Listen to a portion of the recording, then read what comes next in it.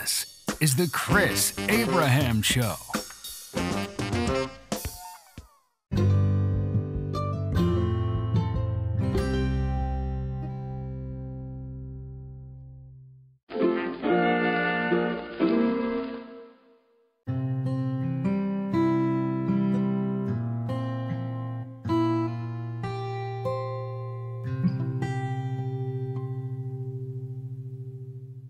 Hey, good morning, ChatGPT. Welcome to Season 7, Episode 14 of the Chris Abraham Show.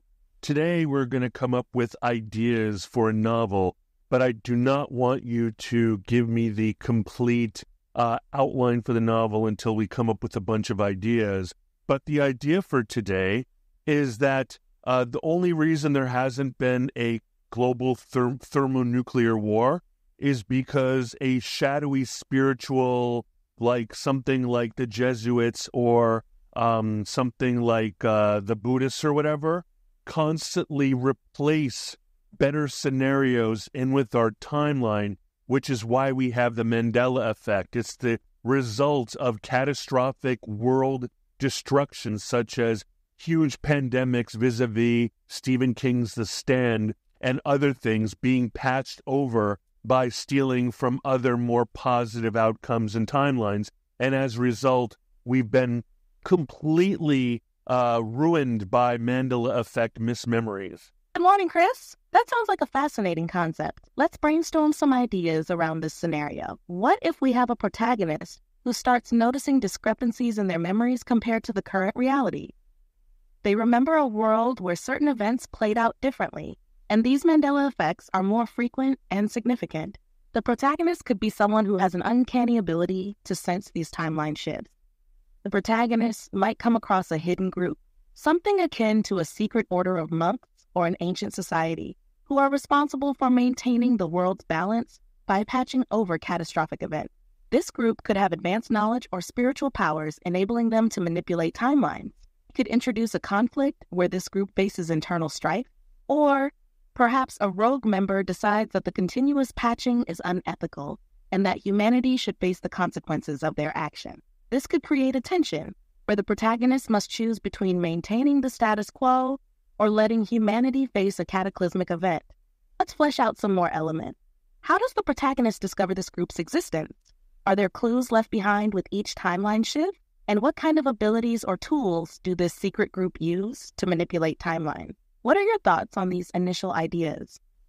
Well, as a personal experience, I grew up in the 1980s and chose George Washington University maybe a little bit because I used to joke in college. I'm like, get me as close enough to ground zero so that when this was during the Cold War, I shook my fist at the sky and I said, I will be the first to die during this nuclear Armageddon that is going to, of course, result between Russia and the United States.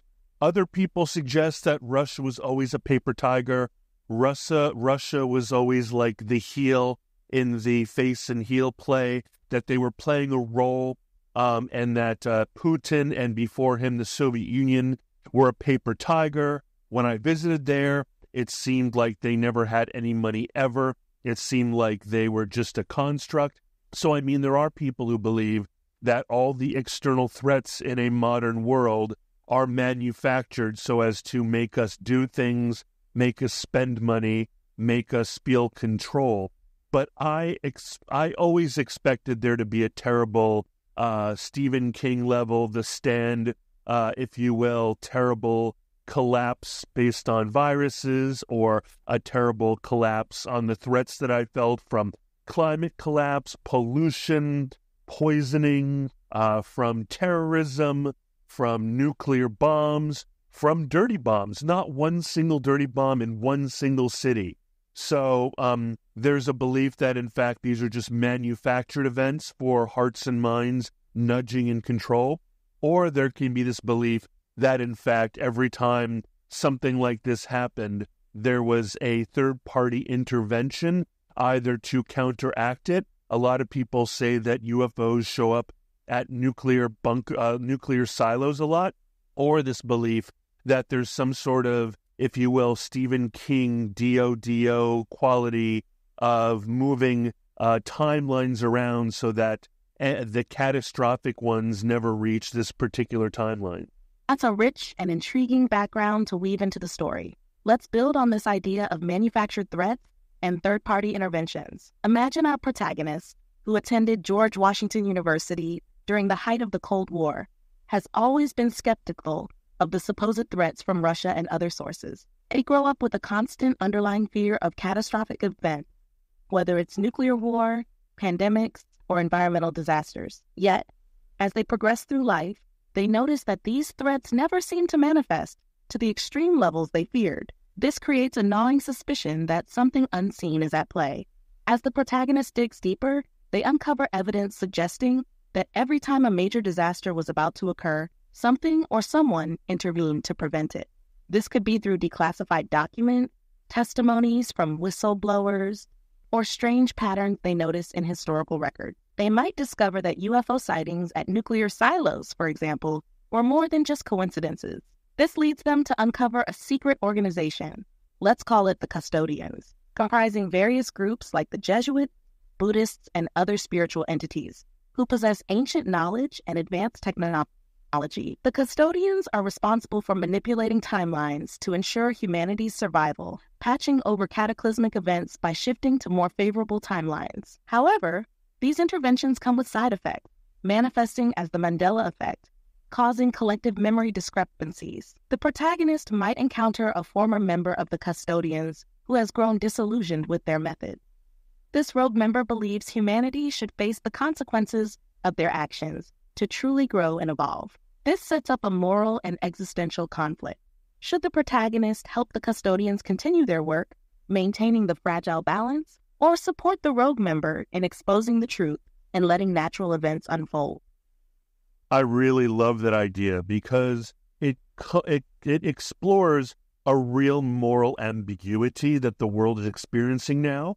Because the same people who, like the people who want a severe depopulation in the world to prevent a worst collapse, are just as noble in their visions as the people who want to make sure that every beautiful life is fed and supported and all children exist, and we must find technological ways of maintaining growths in population. In the same way that it is noble to try to keep the timelines clean so that people do not suffer suffering, it is also unfair because the natural action and reaction are kinds of things that, if you will, reset timelines and make them sustainable on their own, right? People do not like the climate crisis, but people are also unwilling to see anybody die so as to take pressure off of the climate.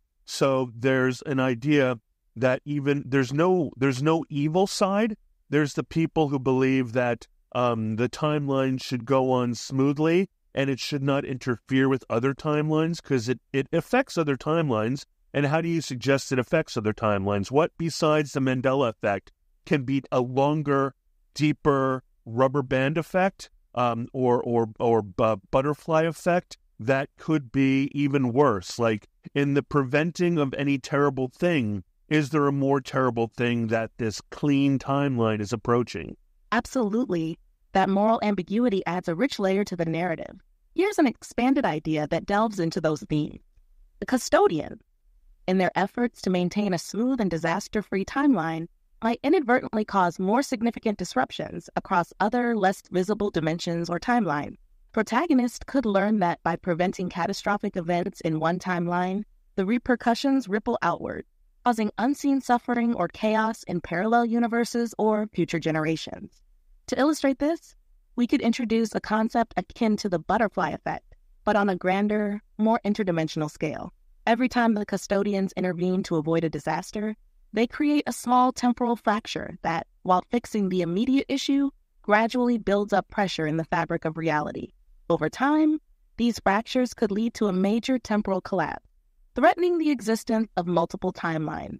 The rogue member of the Custodians, whom the protagonist encounters, could argue that these interventions are unsustainable and morally questionable. They might present evidence of entire timelines where these patches have led to unforeseen and more severe consequences, ecosystems collapsing, societies crumbling, or existential threats emerging that wouldn't have otherwise. The protagonist is then faced with a profound dilemma. They must weigh the immediate, tangible benefits of the custodian's work, preventing suffering in their own timeline, against the broader, less visible consequences on a multiversal scale. I think it's also really interesting. I see people, there seems to be two types of people. I mean, I'm just making it very basic, but one type of person thinks, infantilizes the human race and believes that it needs to be nannied, or it needs to be paternalized, and it needs to be guided, and it needs to be shown mercy like a child, and it needs to be protected, and it needs to be guarded, and that if there are consequences, these children really are incapable of learning. They are a Untermensch. They are an Untermenschen. And there is another type that believes, like I would say Buddhists maybe, that believe that every human soul has agency and the ability to evolve and create from a more base vibrational, low vibrational state, an opportunity to attain a high vibrational state and enlightenment. And if people do not, if people are prevented from experiencing suffering, then there is no opportunity for learning, and there is no opportunity for growth, and there is no opportunity for ascension. And one might say that the other group tries to keep people at a low vibrational state so that they can maintain order and power over them, whereas the other state wants each and every person to attain their Buddha-like and Christ-like natures. That's a profound distinction and a powerful framework for the moral and philosophical underpinnings of your story. We can definitely incorporate these contrasting perspectives into the narrative to deepen the conflict and provide richer character motivation. The protagonists could find themselves caught between these two worldviews, embodied by different factions within the custodian or even within the rogue elements they encounter. On one side, there are those who believe humanity needs protection and guidance, viewing people as needing to be shielded from their own destructive tendencies. This group might advocate for continuous intervention, believing it's their duty to prevent suffering and chaos, much like a parental figure would protect a child from harm. On the other side, there are those who believe in the inherent agency and potential for growth within every human soul. They might argue that true enlightenment and evolution can only be achieved through experiencing and overcoming adversity. This group might oppose the interventions, seeing them as a way to keep humanity in a state of dependency and stagnation, preventing true spiritual and moral growth. The protagonist's journey could involve exploring these perspectives, encountering characters who passionately defend their beliefs. They might meet a mentor figure who espouses the idea that suffering is necessary for growth, perhaps drawing on Buddhist or other spiritual philosophies. Conversely, they might also meet someone who has experienced the immediate benefits of the interventions firsthand, providing a compelling argument for their necessity. As the protagonist navigates these conflicting ideologies, they could uncover a deeper conspiracy or hidden truth about the nature of the custodian's intervention. Perhaps there are unintended consequences or a darker agenda behind the interventions, which complicates the moral landscape further. The climax of the story could involve the protagonist making a pivotal decision that reflects their understanding of these complex issues.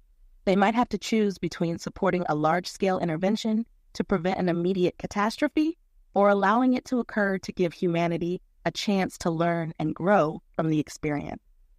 By presenting these two perspectives, the story can explore themes of free will, the nature of suffering, and the ethical implications of intervention. It can You know how, this is a heavy-handed argument, but you know how people who take care of forests say that a little bit of burning can prevent a wildfire?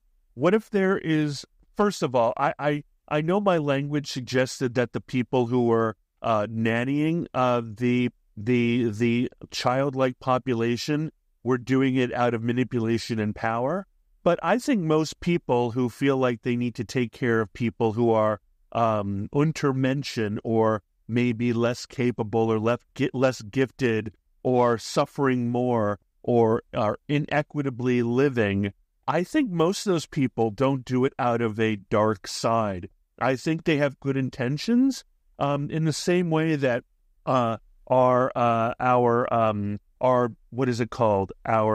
the money that we spent as Americans result in a huge amount of debt because we are willing to spend a huge amount of money we don't have in order to make sure that more people have very comfortable, enjoyable, sustainable lives, but we don't think about what happens when other countries aren't willing to allow us to run up such incredible debt and to be in such a hole debt-wise. And I don't think that many people think about the consequences. And I think that austerity measures always make people angry. And I don't think there's one culture outside of maybe during wartime when the war is affecting your own soldiers and your own country and your own freedoms are people willing to put stiff upper lips.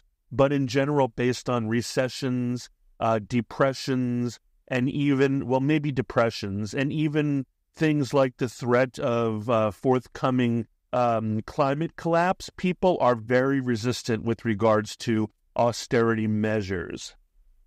That's an insightful comparison, and it adds another layer of complexity to the story. The idea of controlled burns and forest management is an excellent metaphor for the narrative. It highlights the necessity of smaller, managed hardships to prevent larger, uncontrollable disasters. This could serve as a central theme in the story. In the narrative, the group that believes in protecting humanity might be akin to those who argue for forest preservation without allowing any burning, fearing that even small hardships could lead to chaos. Their intentions are noble. They want to ensure comfort, stability, and safety for all. They believe that preventing immediate suffering is the highest moral good, even if it means accumulating debt or unseen consequences. On the other hand, the group advocating for austerity measures or controlled hardships believes in the long-term benefits of allowing small struggles to foster resilience and growth. They might argue that without experiencing challenges, humanity will never learn to overcome them or evolve to a higher state of being. They see controlled burns as a necessary practice to maintain the health of the forest or society, preventing larger catastrophes down the line. The protagonist could be someone who has lived through both perspectives. Perhaps they initially supported the idea of constant protection and intervention, but over time, they begin to see the cracks in this approach. They notice the accumulating debt, both literal and metaphorical, and the increasing fragility of society as it becomes more dependent on external intervention. A turning point in the story might occur when the protagonist witnesses or experiences a minor catastrophe that was allowed to happen as a controlled burn. They see firsthand the resilience and strength it fosters in people, challenging their previous beliefs. This experience could be a catalyst for their journey towards understanding and ultimately deciding which path to support. As the protagonist delves deeper into the workings of the custodian, they uncover a faction within the organization that secretly supports the controlled burn philosophy. This faction might be working against the main group's constant intervention, trying to allow small, manageable crises to occur to build societal resilience. I think it just occurred to me since we're brainstorming, you know the concept of NIMBY, not in my backyard? Wouldn't it be also terrible to find out that this is inequitably distributed? Places like Northern Virginia, Washington, D.C., parts of Maryland, New York City, Hudson Valley, certain parts of California, Northern California, Silicon Valley, San Diego. Wouldn't it be places like downtown Chicago, etc.? Wouldn't it be terrible to find out that all of these, if you will, little struggles, these little burns in order to prevent a larger catastrophe were not in my backyard? In other words, the same people who were the custodians were in fact preventing, they were creating They were creating chaos bubbles like Ronald Reagan's Star Wars shield over Washington that prevents the kind of burns happening in any place that, if you will, inconveniences the custodian ruling elite. That's a powerful and provocative twist to add to the story, highlighting the inequities and moral dilemmas inherent in the custodian's action. The concept of NIMBY applied to these controlled burns could indeed expose a significant flaw in hypocrisy within the custodian's approach. Imagine the protagonist discovering that the controlled burns and the small hardships are strategically directed towards regions that are less politically and economically influential. These regions bear the brunt of the necessary suffering to prevent larger catastrophes, while the elite areas are shielded and maintained in a state of relative comfort and stability. This revelation could serve as a major turning point in the narrative, prompting the protagonist to question the true ethics and intentions of the custodian. This could also introduce a powerful social commentary on inequality and privilege. Let's use an illustration that the reason why that California has not experienced that catastrophic earthquake that is supposed to send all of California into the ocean, that has been a manipulation of timelines in a very, very powerful way, because there's so much money and influence and so much wealth and so much spiritual power and so many ashrams and Buddhist monasteries and so many Catholic churches and so many people of influence and so many technology oligarchs that live along the fault line, that the amount of energy put into there never being a giant destructive earthquake on the entire west coast of America has had powerful side effects temporally around the entire world, just in an attempt to try to keep California intact. That's a compelling illustration and adds a concrete example of how the custodian's manipulations have far-reaching consequences. Let's build on this idea. In the story, California's escape from the catastrophic earthquake predicted to devastate the region becomes a central example of the custodian's intervention. The protagonist might start noticing subtle clues that lead them to investigate why such a predicted disaster has never occurred. As they delve deeper, they uncover the immense efforts and resources dedicated to preventing this event, driven by the wealth, influence, and spiritual power concentrated along the fault line. The protagonist could learn that this manipulation has caused significant temporal side effects worldwide. These side effects might include increased frequency and intensity of natural disasters in less privileged regions, economic instability, and societal upheavals, all disproportionately affecting those without the means to shield themselves. Would it be funny if the only reason why there are catastrophic climate events that are happening at a greater and greater persistence over the entire globe, such as storms and hurricanes and squalls and forest fires and everything that they call climate emergency, is because those are the secondary effects of people maintaining the integrity of the West Coast for those people who enjoy it and don't want to lose it to a fault collapse that has been predicted for 100 years. Yes, that twist adds a darkly ironic and satirical element to the story, highlighting the unintended consequences of trying to maintain stability for a privileged few. It underscores the idea that attempts to control and manipulate nature for the benefit of a select group can have widespread and unpredictable repercussions. Imagine the protagonist uncovering evidence that the increasing frequency and intensity of global climate events are direct side effects of the enormous temporal and spiritual energy required to prevent the catastrophic earthquake in California. This revelation could be both shocking and darkly humorous, as it flips the narrative on its head. The climate emergency isn't just a result of human activity and negligence, but also a byproduct of efforts to protect the wealthy and powerful in one specific region. This discovery could lead to several interesting plot developments. 1. Public exposure.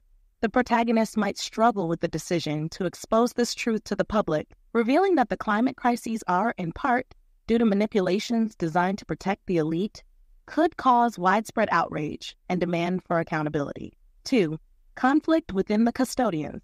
There could be a significant conflict within the custodians themselves, with some members arguing that the costs are too high and the manipulations must stop, while others insist on continuing to protect California at all costs.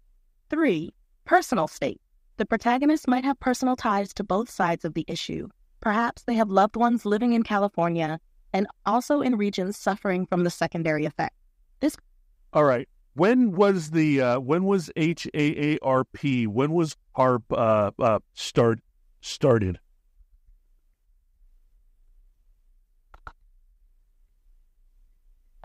High Frequency Active Auroral Research Program, HAARP, began operations in 1993. It was initially funded by the Office of... When was the last time there was a catastrophic or notable, like when was that earthquake in San Francisco that disrupted the sports game? Was it a baseball or football game and like was notable? What year was that? A notable earthquake you're referring to is the Loma Prieta earthquake, which struck on October 17, 1989.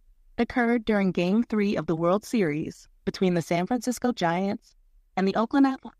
All right, let's say since HAARP was in the early 90s and the last San Francisco earthquake was in the late 80s, let us assume that whatever technology was developed to protect California from a catastrophic earthquake, a spiritual technology or a technology or a timeline, temporal technology, ended up being developed using quite possibly HAARP, and as a result, once HAARP was turned on, it was used to temporally protect catastrophic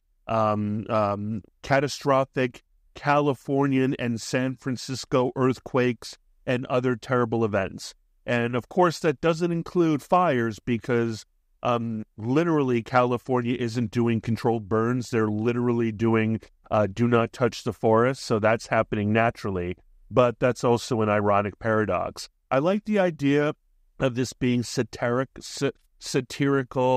parody. I really love people like Neil Gaiman, and I love people like Kurt Vonnegut, and I love people like Scott Adams. Who's the guy who wrote Hitchhiker's Guide?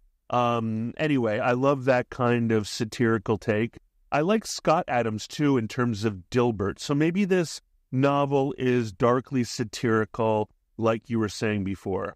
That sounds like a fantastic direction for the novel, blending dark satire with a rich, complex narrative. Here's a refined version of your concept, incorporating the elements you've mentioned.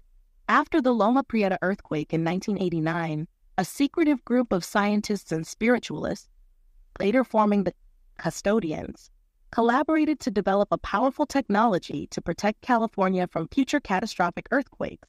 This technology, integrated with HAARP, uses a combination of advanced physics, spiritual energy, and temporal manipulation to stabilize the fault lines and prevent major seismic events.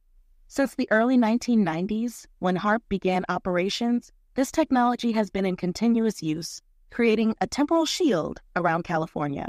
The irony, however, is that while it protects the wealthy and influential regions from earthquakes, it inadvertently causes other natural disasters to intensify globally.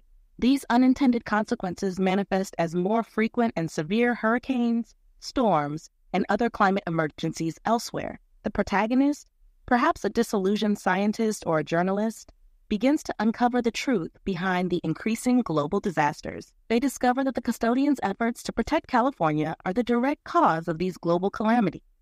And they hire, not him, but the other people, when they start realizing that there's secondary effects in the early 90s that is the result of this temporal shield around California, they hire Edelman Public Affairs, or they hire Hill and Knowlton Public Affairs in order to create an entire climate crisis. What year did Al Gore make his movie about the climate? The entire climate emergency is a California-based manifestation of making an entire industry climate awareness and climate emergency and global warming and Earth heating and the Agenda 2030 and all these things are just a red herring. The truth is that this is all an excuse to explain away the temporal side effects of maintaining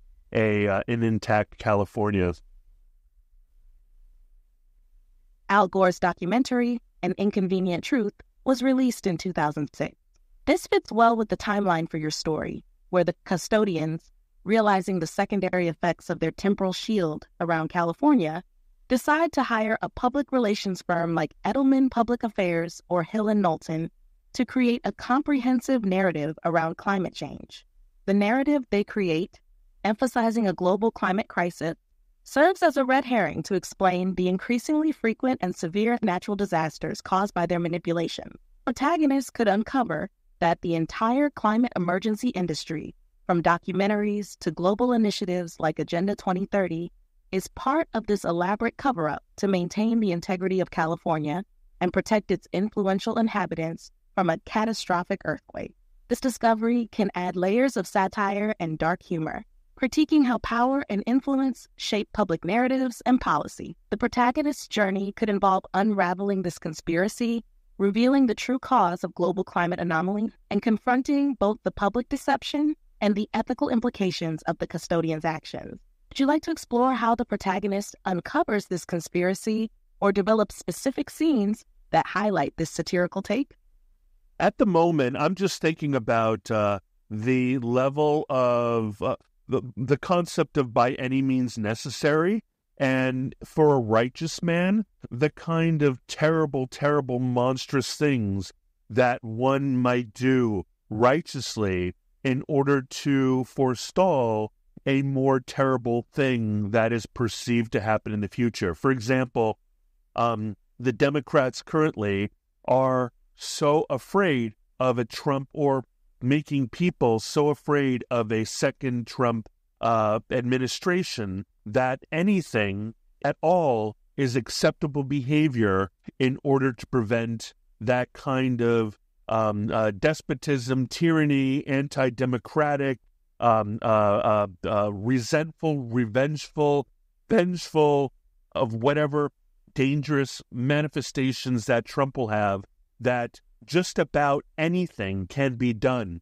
in order to prevent that. Any amount of lying, cheating, fabrication, manifestation, gaslighting, parrying, I'm rubber, you're glue, what you say about me, or like redirection or projection, all those things are perfectly acceptable if it prevents a more terrifying thing. And that's scary, because the person who's doing the terrible thing to prevent the worst thing is actually equally as terrible. That's a powerful and thought-provoking concept, exploring the moral ambiguity of actions taken for the greater good. This theme can be a central thread in your story, driving the motivations of the custodians and adding depth to the protagonist's conflict. In your narrative, the custodians, convinced that preventing a catastrophic earthquake in California is essential, resort to increasingly extreme measures to maintain the temporal shield. They justify their actions with the belief that the stability of California, with its economic, cultural, and political influence, is vital to the world's overall well-being. This, by any means necessary approach includes manipulating public perception through the climate change narrative, hiring powerful PR firms to fabricate a global crisis that masks the true source of the escalating natural disasters. The protagonist's journey could involve grappling with the realization that those they believe to be protectors and saviors are capable of monstrous actions in the name of righteousness. They might uncover a series of events where the custodians have lied, cheated, and manipulated to maintain their cover.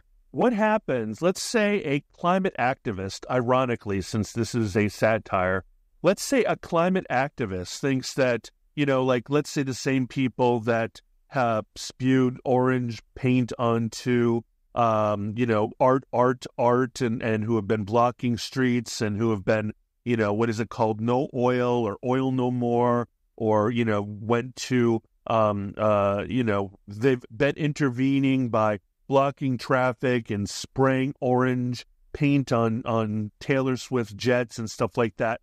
Let's say that they sabotaged would it be interesting if a climate activist actively sabotaged the HAARP up in Alaska, the HAARP network, in such a way that in the entirety of the temporal shield around California temporarily collapsed, and the ramifications of that, based on the good, like the climate terrorism, the eco-terrorism associated with saying that the kind of thing that HAARP does could potentially, if you will, this belief that it could ignite the atmosphere, or it could be terrifying for a climate thing, sabotages it in such a way that takes away the temporal shield from California, and the crazy things that ensued, which is the first time anybody really had an eyeball peek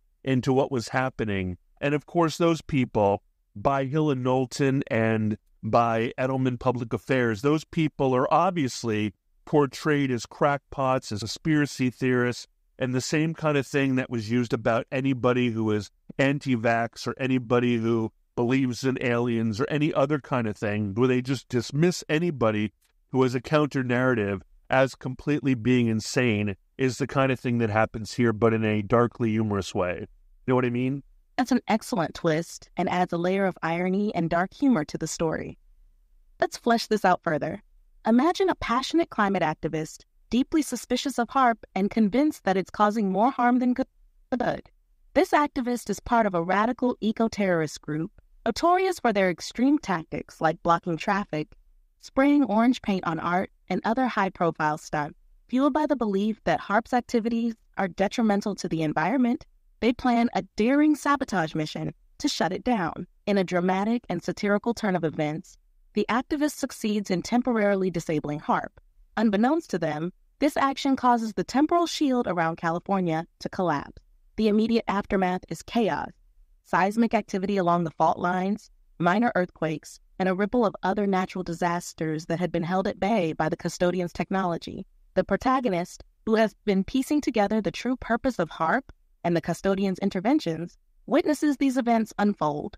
This moment becomes the first tangible proof of the custodian's manipulation and the catastrophic consequences of their absence. However, instead of being hailed as a hero, the activist is quickly labeled a crackpot and a conspiracy theorist by powerful PR firms like Hill and Knowlton and Edelman Public Affairs. These firms work tirelessly to discredit any counter-narrative, painting the activist and anyone supporting them as insane.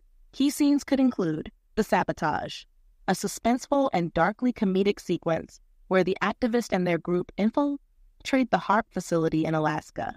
Their motivations, driven by misguided but sincere environmental concerns, are juxtaposed with the unintended catastrophic results of their actions.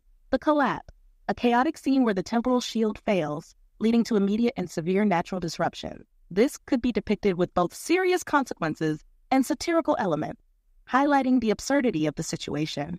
Media manipulation, a satirical portrayal of how the PR firms quickly spin the narrative, using media to discredit the activist and dismiss the collapse as unrelated to HAARP.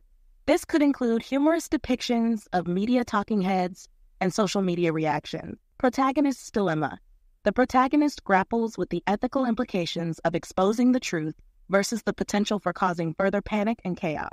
He may try to find a way to restore the shield while dealing with the fallout of the sabotage. This plot twist adds layers of complexity and humor, exploring themes of truth, power, and the consequences of both action and inaction. It also satirizes real-world issues of media manipulation and the dismissal of counter-narrative. How does this direction align with your vision? Are there specific elements or scenes you'd like to develop further? You know, I'm running out of time for this podcast, so I would like you to do a grand painting of the outline of every little detail as you can come up with in your great vision based on our conversation of what an entire story would look like.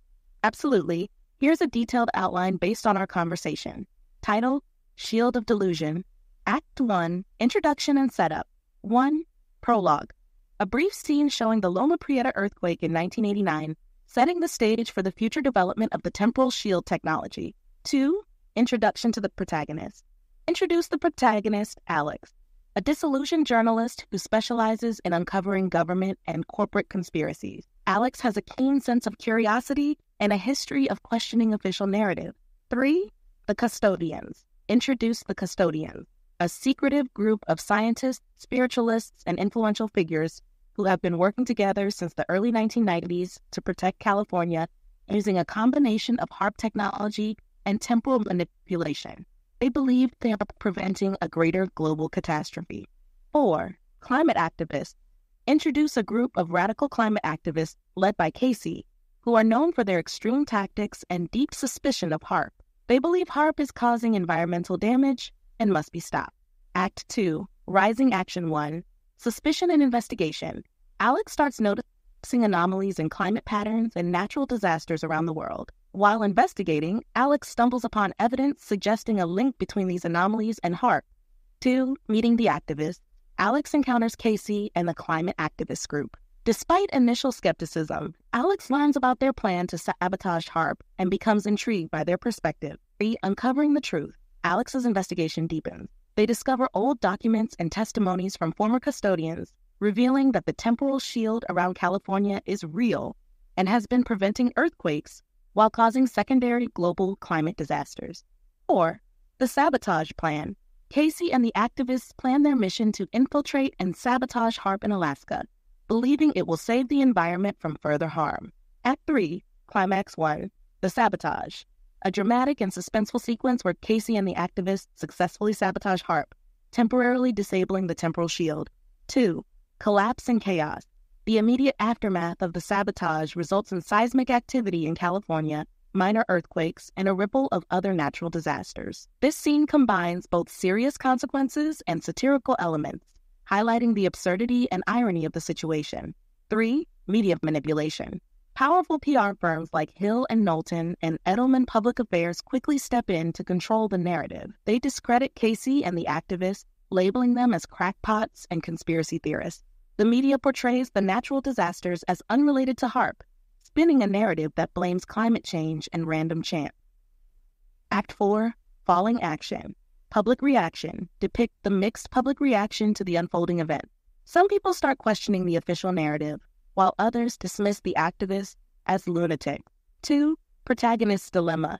Alex is torn between exposing the truth and preventing further panic. They wrestle with the ethical implications of their knowledge and the potential consequences of revealing everything. 3. Alliance and restoration. Alex teams up with sympathetic members of the Custodians, who also see the need for a more transparent and ethical approach. Together, they work to restore the temporal shield while addressing the global secondary effects more equitably. Act 5, Resolution 1, Confrontation and Resolution. Alex and their new allies confront the remaining Custodians, demanding accountability and a change in how the temporal shield is managed. This leads to a tense but ultimately hopeful resolution, where the technology is used more responsibly. 2. Public revelation. Alex publishes their findings, revealing the true story behind HAARP and the temporal shield. The world begins to grapple with the ethical and practical implications of these revelations. 3. Epilogue. Show the aftermath of the public revelation. Society begins to adjust to the new understanding of the interconnectedness of global events. Alex reflects on the journey, hopeful that humanity can find a better balance between protection and ethical responsibility. Themes. The novel explores themes of power, morality, the ethics of intervention, and the consequences of prioritizing the few over the many. It satirizes real-world issues like media manipulation, public perception, and the lengths people will go to prevent perceived greater evils. Tone. The tone is darkly satirical, combining humor and serious social commentary in the style of authors like Douglas Adams, Kurt Vonnegut, and Neil Gaiman. This outline provides a comprehensive framework for your story, balancing satirical elements with a compelling narrative and deep ethical questions. That's really good. Let's not go into it again because I think you nailed it. It's perfect. I just said a couple more ideas. One of the curveballs is that let's say ground zero was supposed to happen in 1993 or 1994 or something like that. let's say that ground zero of when the entire west coast of California was going to fall into the sea like everybody thought it would. Let's say that, HAARP wasn't really needed to be that strong, but the further that the temporal ground zero, timeline ground zero, when the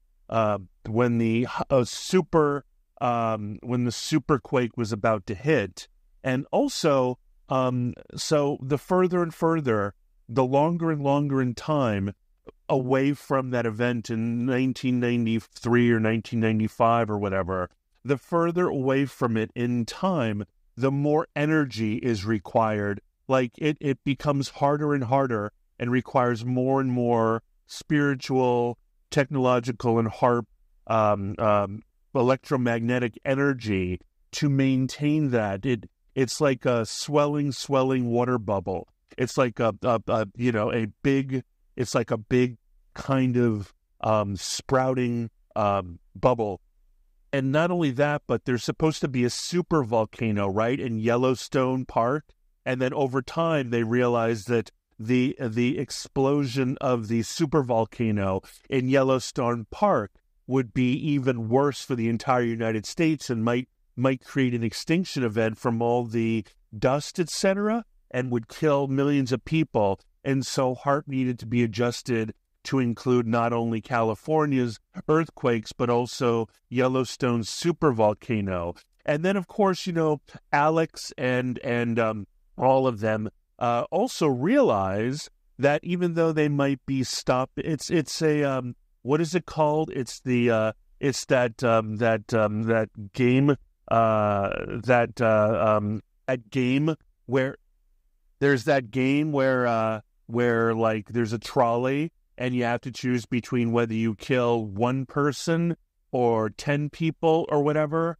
Like in terms of game theory, if they do sabotage the HAARP, how do they find a way of... I have a question for you. If there were the worst case scenario earthquake in California, how many lives would have been lost? And in terms of that, like no matter what they do, it is a Sophie's choice, right? If they stop the temporal intervention, they might save the rest of the world. But if they let it happen, then however many people in the worst case prediction of the worst earthquake to ever happen on amongst the fault line, like that many people would potentially die as well. Like, how can you choose? And if you were to choose a way of trying to prevent both of them, AI, what would you do? Huh? Hello? Wow, you completely lost me. I have to say this all over again. I love it. It's perfect. I just want to know how many people, if there was the worst case scenario of the worst possible earthquake that is based on the fault that sends everybody to their death in the ocean, how many people do they predict would die?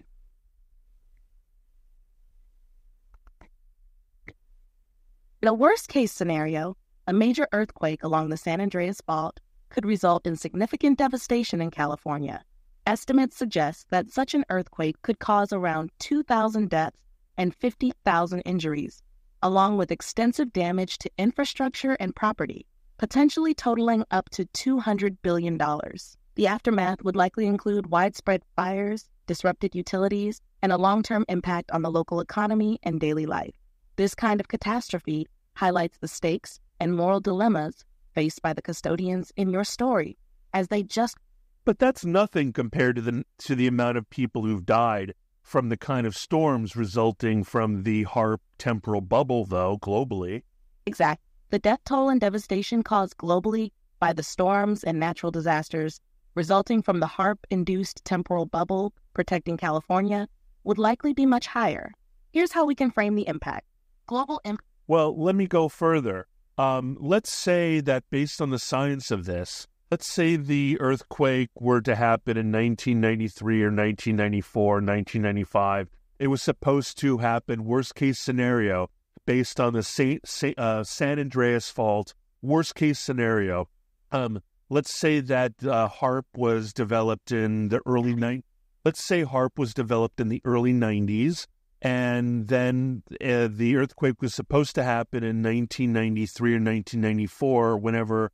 And let's say that the further in time past that ground zero time, it takes more and more and more and more and more and more energy over time to contain the event that should have happened in 1993. And it's only when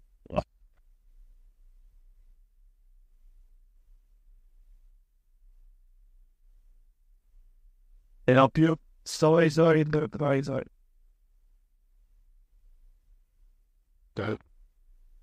Anyway, sorry about that. Can you hear me?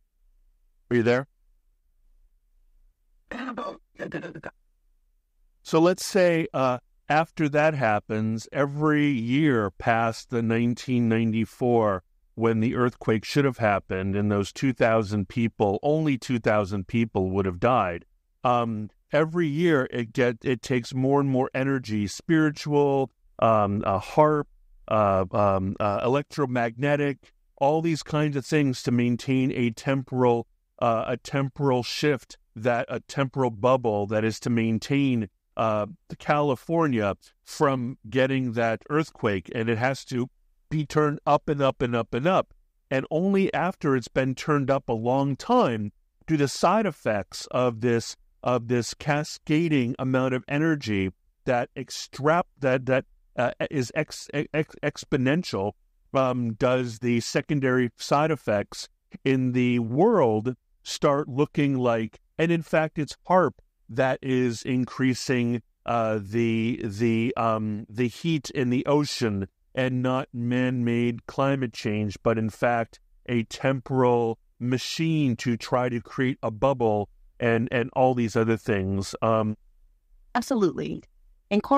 Also, because they believe that the Yosemite Supervolcano, in the 2000s, they predicted that the Yosemite Supervolcano would in fact erupt or explode based on the pressure underneath it. They had to expand the temporal bubble to cover the Yosemite Supervolcano, because how many people in a worst-case scenario could be killed by an exploding Yosemite Supervolcano? And also, would there be secondary effects such as climate warming based on cinder and smoke and ash and that kind of deal? So then it gets worse and worse and worse, and it's only after the thing that was supposed to be pretty understandable and low key, only when it starts cascading do people incorporating the idea.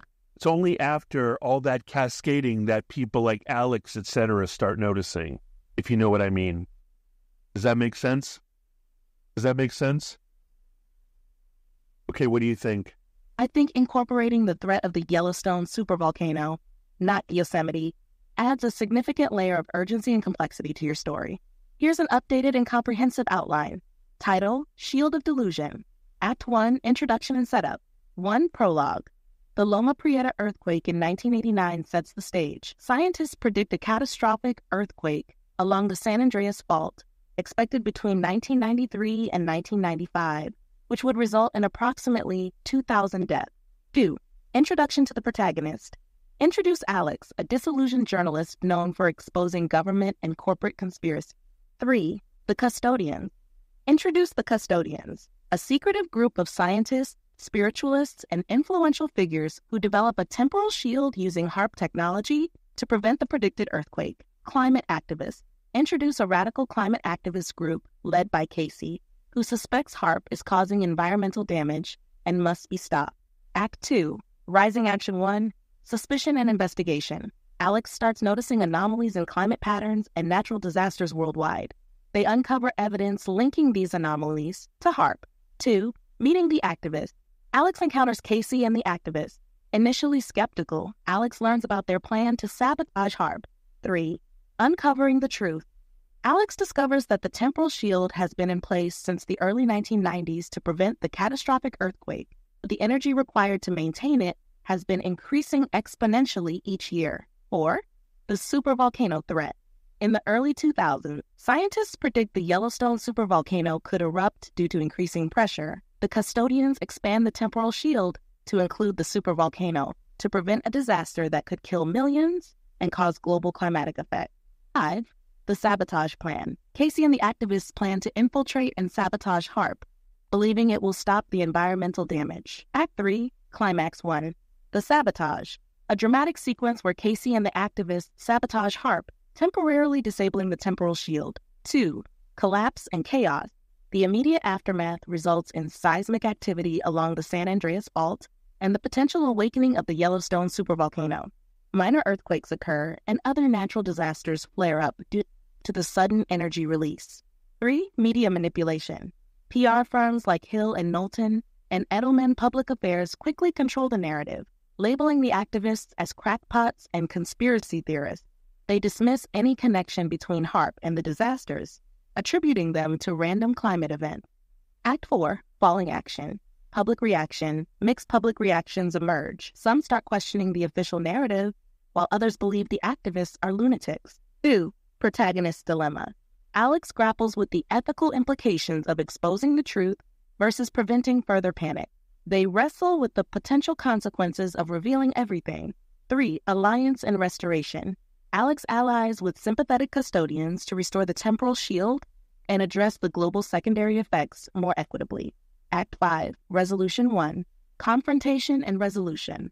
Alex and their allies confront the remaining custodians, demanding accountability and a change in managing the temporal shield. This leads to a tense but hopeful resolution where the technology is used more responsibly. 2. Public revelation. Alex publishes their findings, revealing the true story behind HAARP and the temporal shield. The world grapples with the ethical and practical implications of these revelations. 3. Epilogue. Show the aftermath of the public revelation. Society adjusts to the new understanding of the interconnectedness of global events. Alex reflects on the journey, hopeful that humanity can find a better balance between protection and ethical responsibility. Key elements to highlight: escalating energy demand. Emphasize how each year since the predicted earthquake date, the temporal shield has required increasing amounts of energy, spiritual, electromagnetic, and HAARP-induced, to maintain. This exponential increase leads to the secondary side effects. Global climate impact. Show how HAARP's activities to maintain the temporal bubble have led to rising ocean temperatures, intensified storms, and other climate anomalies falsely attributed to man-made climate change. Yellowstone Supervolcano. Detail the expansion of the temporal shield to include the Yellowstone Supervolcano in the early 2000s to prevent an eruption that could kill millions and cause global climate effects. The potential eruption could result in tens of thousands of immediate deaths and long-term climatic changes due to ash and soot in the atmosphere. Satirical tone. Go on from satirical tone. Satirical tone. Use dark humor and satire to critique the absurdity of the situation, the lengths people will go to prevent perceived greater evils, and the media's role in manipulating public perception. The tone should mirror the style of authors like Douglas Adams, Kurt Vonnegut, and Neil Gaiman, blending wit with serious social commentary. Themes. The novel explores themes of power, morality, the ethics of intervention, and the consequences of prioritizing the few over the many. It satirizes real-world issues like media manipulation, public perception, and the lengths people will go to prevent perceived greater evils. Tone. The tone is darkly satirical, combining humor and serious social commentary in the style of authors like Douglas Adams, Kurt Vonnegut, and Neil Gaiman. Key elements to highlight: escalating energy demands. Each year since the predicted earthquake date, the temporal shield has required increasing amounts of energy, spiritual, electromagnetic, and HAARP-induced, to maintain. This exponential increase leads to secondary side effects. Global climate impact. HAARP's activities to maintain the temporal bubble have led to rising ocean temperatures, intensified storms, and other climate anomalies, falsely attributed to man-made climate change. Yellowstone Supervolcano. The expansion of the temporal shield to include the Yellowstone Supervolcano in the early 2000s to prevent an eruption that could kill millions and cause global climate effects. The potential eruption could result in tens of thousands of immediate deaths and long-term climatic changes due to ash and soot in the atmosphere. Satirical tone. Use dark humor and satire to critique the absurdity of the situation, the lengths people will go to prevent perceived greater evils, and the media's role in manipulating public perception. Detailed outline, title, Shield of Delusion. Introduction and setup. 1. Prologue. The Loma Prieta earthquake in 1989 sets the stage. Scientists predict a catastrophic earthquake along the San Andreas Fault, expected between 1993 and 1995, which would result in approximately 2,000 deaths. 2. Introduction to the protagonist. Introduce Alex, a disillusioned journalist known for exposing government and corporate conspiracies. 3. The Custodians. Introduce the Custodians, a secretive group of scientists, spiritualists, and influential figures who develop a temporal shield using HAARP technology to prevent the predicted earthquake. 4. Climate activists. Introduce a radical climate activist group led by Casey, who suspects HAARP is causing environmental damage and must be stopped. Act 2. Rising Action 1. Suspicion and investigation. Alex starts noticing anomalies in climate patterns and natural disasters worldwide. They uncover evidence linking these anomalies to HAARP. 2. Meeting the activists. Alex encounters Casey and the activists. Initially skeptical, Alex learns about their plan to sabotage HAARP. 3. Uncovering the truth. Alex discovers that the temporal shield has been in place since the early 1990s to prevent the catastrophic earthquake, but the energy required to maintain it has been increasing exponentially each year. 4. The supervolcano threat. In the early 2000s, scientists predict the Yellowstone Supervolcano could erupt due to increasing pressure. The Custodians expand the temporal shield to include the supervolcano to prevent a disaster that could kill millions and cause global climatic effects. 5. The sabotage plan. Casey and the activists plan to infiltrate and sabotage HAARP, believing it will stop the environmental damage. Act 3, Climax 1, the sabotage. A dramatic sequence where Casey and the activists sabotage HAARP, temporarily disabling the temporal shield. 2. Collapse and chaos. The immediate aftermath results in seismic activity along the San Andreas Fault and the potential awakening of the Yellowstone Supervolcano. Minor earthquakes occur and other natural disasters flare up due to the sudden energy release. 3. Media manipulation. PR firms like Hill and Knowlton and Edelman Public Affairs quickly control the narrative, labeling the activists as crackpots and conspiracy theorists. They dismiss any connection between HAARP and the disasters, attributing them to random climate events. Act 4, Falling Action, Public Reaction. Mixed public reactions emerge. Some start questioning the official narrative, while others believe the activists are lunatic. 2. Protagonist dilemma. Alex grapples with the ethical implications of exposing the truth versus preventing further panic. They wrestle with the potential consequences of revealing everything. 3. Alliance and restoration.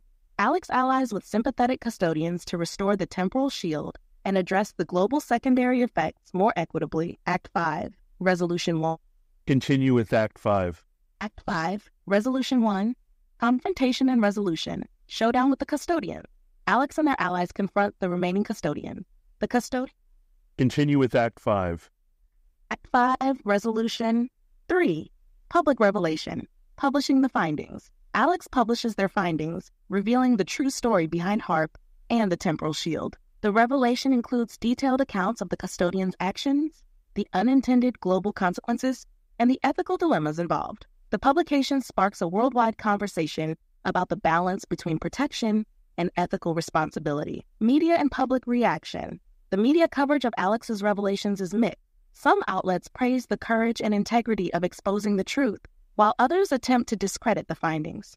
Public is divided, with some people feeling vindicated for their long-held suspicions about HAARP and others feeling betrayed by the institutions they trusted. 4.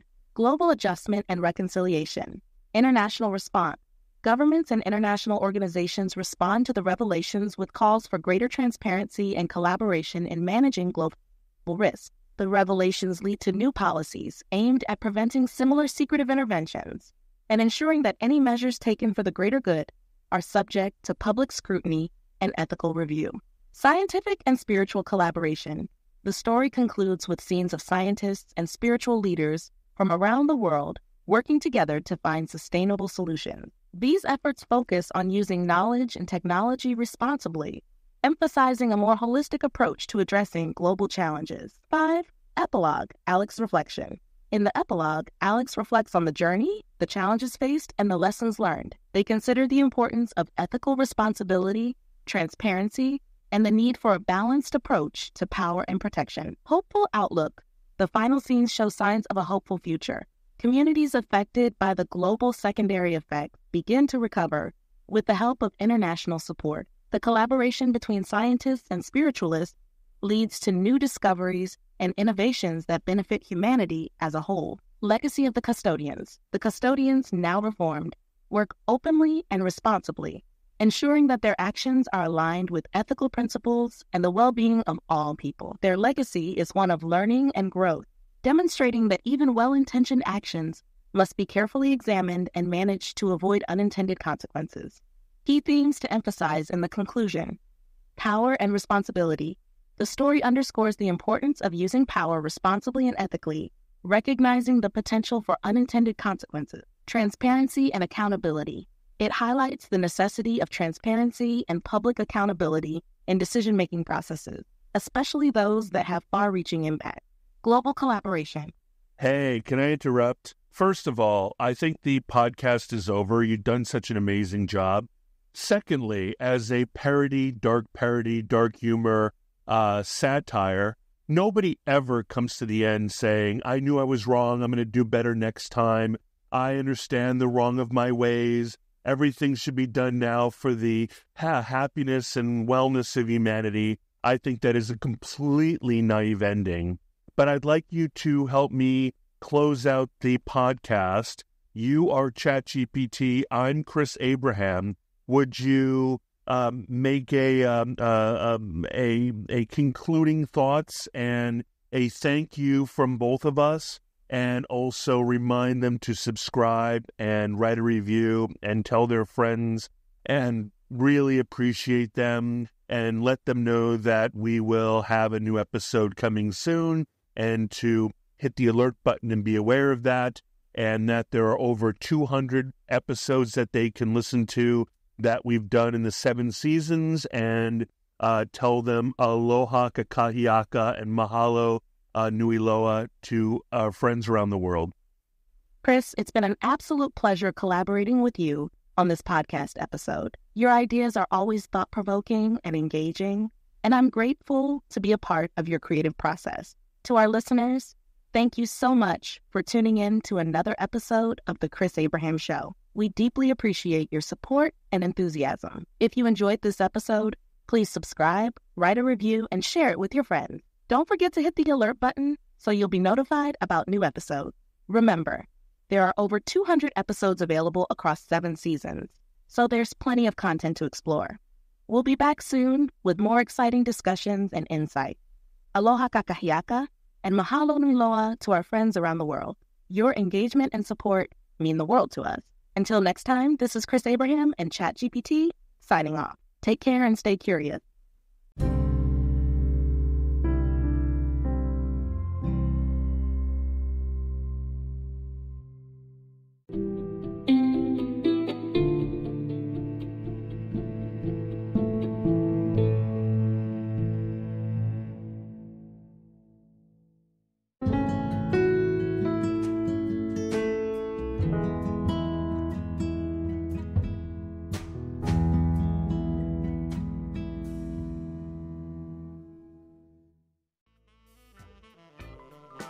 Thank you for listening to The Chris Abraham Show. Make sure you subscribe so you don't miss any future episodes. Until next time.